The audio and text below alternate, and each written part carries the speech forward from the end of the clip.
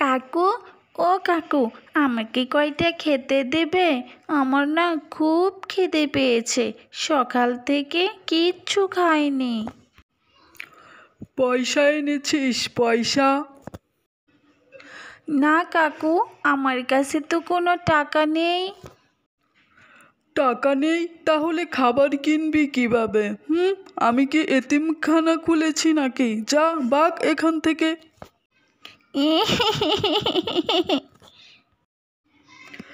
মামি আজকে আমাকে খুব মেরেছে, বাড়ি থেকে বের করে দিয়েছে, বাড়ি যেতেও মানা করেছে।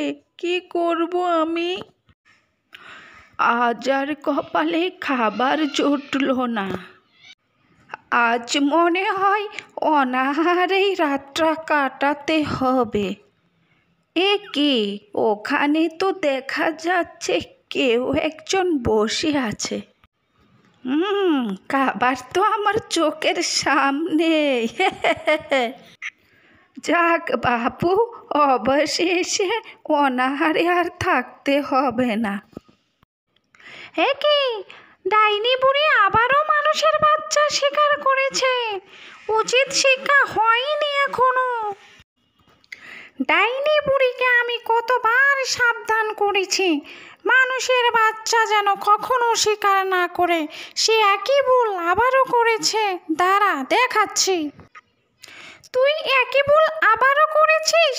যা ভাগ, তোর যদি ভালো চাস এখান থেকে পালা। শাকচুন্নি, তুমি আমাকে বাঁচালে, তুমি আমাকে খাবে না তো? আরে না রে মেয়ে, আমি মানুষ খাই না, আর কাউকেও খেতে দিই না। তুই এখানে কেন এসেছিস? কোথা থেকে এসেছিস? তোর গ্রাম কোথায়? তুমি শুনবে আমার কথা? আমি তোমাকে সব বলবো, শোনো তাহলে কি হয়েছে।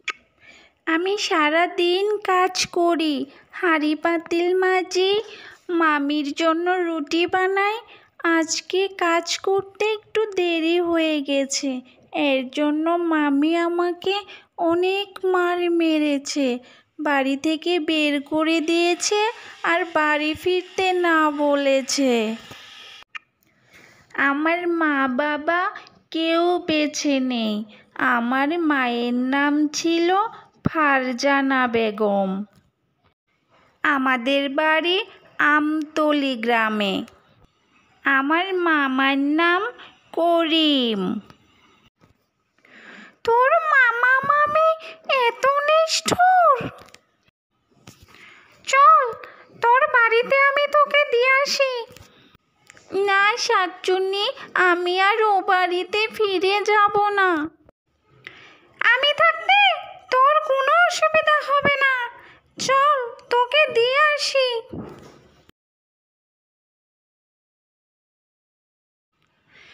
আপদটাকে এমন মার মেরেছি যা আজকে আর ফিরে আসেনি।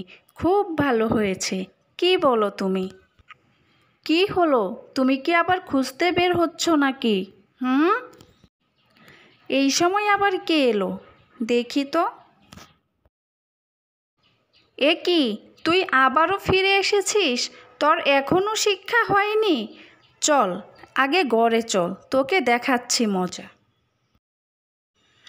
আ আ ছেড়ে দাও মামি, খুব লাগছে, আর মেরো না আমাকে, খুব ব্যথা পাচ্ছি। মামা, বাঁচাও আমাকে, ছেড়ে দাও মামি, আমাকে আর মেরো না।